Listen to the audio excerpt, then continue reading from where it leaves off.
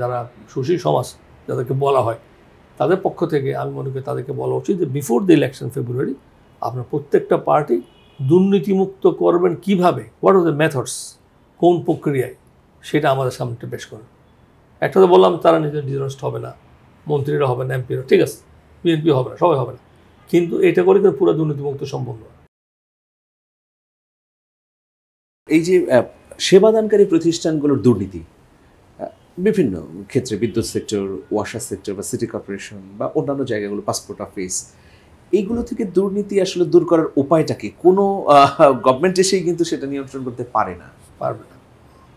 মানে প্রথমটা কথা হচ্ছে যে যারা নির্বাচিত হবে জনপ্রতিনিধি তাদেরকে সৎ হতে হবে, এবং যারা মন্ত্রী হবে তারা সৎ হতে হবে। সৎ হলে ইনভেরিয়েবল তার একটা, আমরা বলি একটা ইন্ডাকশন, একটা ইন্ডাকশন বলি, এটাকে ইন্ডাকশন টাচ, আমি একটা গরম কিছু ধরলে টাচ করি, ওই ইন্ডাকশন একটা এফেক্ট থাকে মানুষের। ভালো একটা লোকের সাথে থাকতে কিছু ইনডিউসড হয়, ভালো লোকের সাথে ভালো থাকে, খারাপ সৎসঙ্গে স্বর্গবাস, অসৎসঙ্গে এটা এটা এস্টাবলিশ। ভালো লোকের সাথে থাকলে অটোমেটিক সে কিন্তু ভালো। অতএব সৎ মন্ত্রী থাকলে তার পিএসটি এর মন্ত্রী, সেক্রেটারি সবাই সৎ থাকতে চেষ্টা করে, এইটার একটা প্রভাব পড়বে। কিন্তু এইটা খুব বেশি দিন সাস্টেন করা সম্ভব না, এখন সবসময় তারা থাকবে না। এইখানে যেটা দরকার ছিল, যেটা আমি মনে করি এটা পলিসি, এই জন্য তুমি যে প্রশ্ন করেছো সে প্রশ্ন জবাব একটা পরামর্শ রাজনৈতিক দলগুলিকে দিতে চায়, বিশেষ করে বিএনপি, জামাত ইসলাম, এনসিপি, তিনটা প্রধান দল এখন বলা হয় মোটামুটি। এনসিপি যদিও নতুন দল, তো কটা সিট পাবে আমি জানি না, বা তার একটা বিরাট সমর্থক গোষ্ঠী রয়েছে, তাদের অ্যাসপিরেন্ট একটা জিনিস আজকে হয়েছে 5টা সিট পেতে পারে, সামনে 50 সিট পাবে, নর্মাল নো সিট, অত একটা গ্র্যাজুয়েট তো আগে যেতে হবে। তারা প্রত্যেকটা দল যদি আমি মনে করি একটা সিম্পল হইতে পারে, তারা দুর্নীতিমুক্ত কীভাবে করবে এই প্রস্তাবনা তারা পেশ করা উচিত জাতির সামনে বিফোর দি ইলেকশন। আচ্ছা, আমরা বলি যে আমরা সবাই যারা সুশীল সমাজ যাদেরকে বলা হয় তাদের পক্ষ থেকে আমি মনে করি তাদেরকে বলা উচিত যে বিফোর দ্য ইলেকশন ফেব্রুয়ারি আপনার প্রত্যেকটা পার্টি দুর্নীতিমুক্ত করবেন কিভাবে, হোয়াট আর দ্য মেথডস, কোন প্রক্রিয়ায়, সেটা আমাদের সামনে পেশ করুন। একটা তো বললাম তারা নিজের ডিসঅনেস্ট হবে না, মন্ত্রীরা হবে না, এমপিরা, ঠিক আছে, বিএনপি হবে না, সবাই হবে না, কিন্তু এটা করে কিন্তু পুরো দুর্নীতিমুক্ত সম্ভব নয়।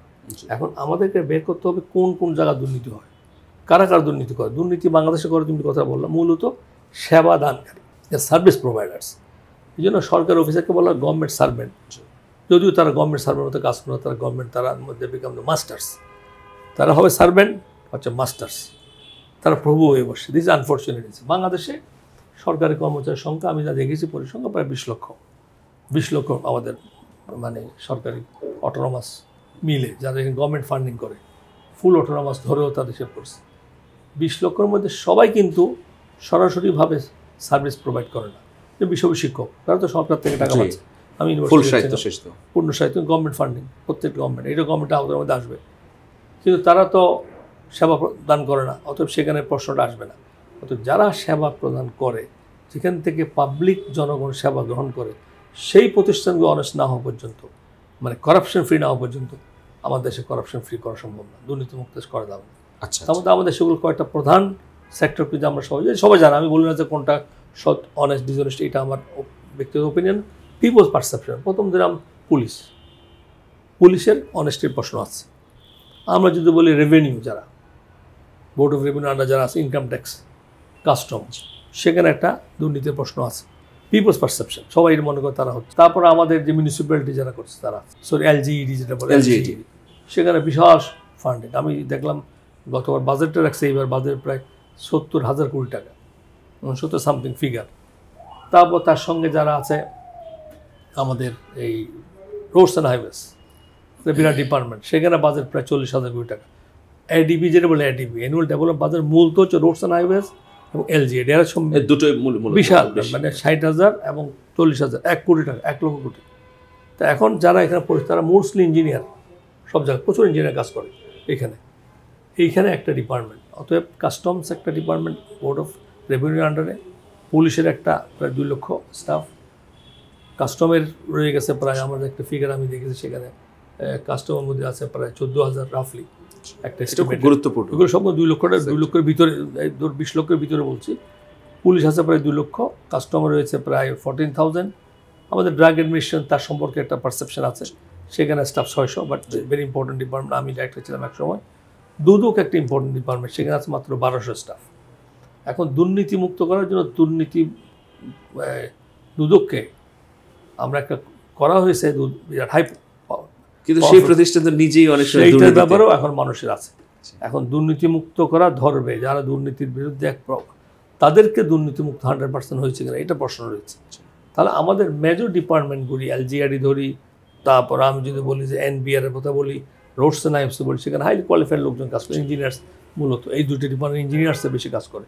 তাদের সঙ্গে পয়সার প্রশ্ন আছে, সেখানে টেন্ডার হয়, সেখানে যারা টেন্ডার নিচ্ছে বড় বড় যারা এই construction farm, automatically the places যেখানে সুযোগ আছে।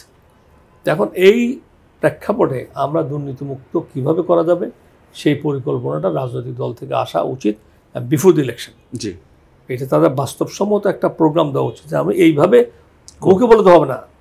একটা বললাম যে আমি সব দুর্নীতিমুক্ত, আমি থাকবো ভালো, আমার মন্ত্রীরা ভালো, আই ওয়েল অ্যাপ্রিসিয়েট, কিন্তু এটা দিয়ে পুরো দুর্নীতিমুক্ত করা যতক্ষণ পর্যন্ত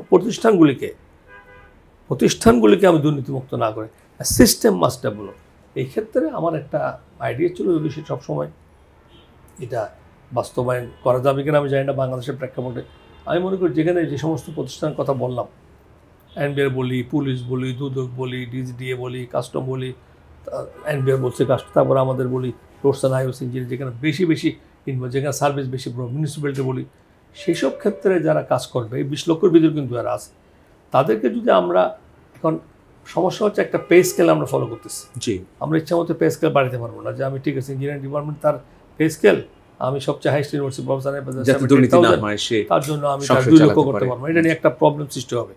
কিপিং দ্য এই যে ফ্রেমওয়ার্ক অফ দ্য 20টা আমাদের যে ধাপ আছে আমাদের সিস্টেম, এটাকে ইনটেক রেখে কীভাবে ইনসেন্টিভ সিস্টেম দেওয়া যায়, মানে একটা বেসিক মৌলিক ব্যাপার আমরা বিভিন্ন সময় বলার চেষ্টা করছি যে আমাদের যে করাপশনের মূল হচ্ছে দুইটা কারণে হয়। একটা হচ্ছে নিড বেস করাপশন, একটা হচ্ছে গ্রিড বেস করাপশন। একটা করাপশন হচ্ছে গ্রিড থেকে, লোভ থেকে, একটা হচ্ছে প্রয়োজন থেকে। গ্রিড বেসটাকে কন্ট্রোল করতে হবে, নিড বেসটাকে সমাধান যায়। নিড বেস করাপশনটা ক্যান বি অ্যাড্রেসড, বেতন বাড়িয়ে দিয়ে, এইটা প্রথমে নিড বেস নিয়ে আসতে হবে। নিড বেসটাকে যদি আমি প্রপারলি অ্যাড্রেস করতে পারি তাহলে কিন্তু আমি গ্রিড বেসকে আমি স্বাস্থ্যগত সুবিধা হবে।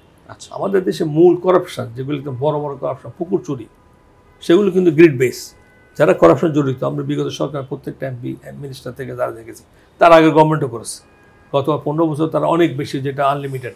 একটা ব্যাংক থেকে 2 লক্ষ কোটি টাকা নিয়ে গেছে, একটা প্রাইভেট ব্যাংক, যেটা আমিও একটা এখানে আমানত রাখি, আমার টাকা তো গেছে, ওইটা একটা ব্যাংক থেকে 2 লক্ষ কোটি টাকা যাওয়া মানে কি, এটা হিউজ করাপশন। তাহলে বুঝতে পারছে যে গ্রিড যারা করেছে উনি পয়সা দরিদ্র ব্যক্তি নন, তার এমন না যে তার যা ইনকাম তাদের চলে না। তো বাংলাদেশ যারা বড় বড় করাপশন করেছে, high level corruption, most corrupt list করা হয়, দেয়ার অল আর এডুকেটেড পিপুল এবং ওয়েল অফ পিপুল। তারপরে তারা করাপশন করতেছে কেন? তো বাড়ি একটা আছে, 5টা বাড়ি আবার টরন্টোতে করতে হবে, ছেলের নামে করতে হবে, মেয়ের নামে করতে হবে, সিম্পল গ্রিড। এই গ্রিডটাকে আমাদের যদি আমরা আনতে পারি, এই গ্রিড বেস করাপশন কমানোর জন্য যে নিড বেস করাপশনটাকে যদি আমি অ্যাড্রেস করতে পারি, যেটা বলছিলাম আমাদের স্কেল ঠিক রেখে পুলিশ, কাস্টম প্রত্যেক ক্ষেত্রে আমরা ইনসেন্টিভ সিস্টেম করতে পারি। তুমি বেতন যা তার থেকে ডবল বেতন তোমার দেবো।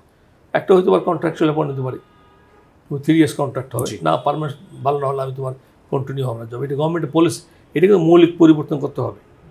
একটা স্কেল কিপিং দ্য স্কেল একটা, আর একটা স্কেল চেঞ্জ করতে পারি আমি, এদের জন্য ভিন্ন স্কেল করতে পারি, এবং বেশি ইনসেন্টিভ দিয়ে, বেশি স্যালারি দিয়ে তাকে যদি আমি কন্ট্রাকচুয়াল নিয়ে আসতে পারি, যে হায়ার ফায়ার, তাইলে আমার প্রচলিত পদ্ধতিটা এফেক্ট করলো না। তাতে হবে কি, তাদেরকে যদি আমি এখন একটা এই 20 লক্ষ স্টাফ ডাক্তারগুলো যে সমস্ত কয়েকটা ডিপার্টমেন্ট যেগুলো বললাম, সেখানে পিছিয়ে জন্য আমি যদি 5,000 কোটি এক্সট্রা খরচ করি, 10,000 কোটি এক্সট্রা খরচ করি ইনসেন্টিভ দিই, তাতে কিন্তু আমি 10 লক্ষ কোটি টাকা সেভ করতে পারবো। কারণ যেখানে আমাকে ইন্টারফেয়ার করতে হবে করাপশন এগেনস্টে, সেখানে যাবো দুদক, যেখানে করাপশন সেখানে পুলিশ।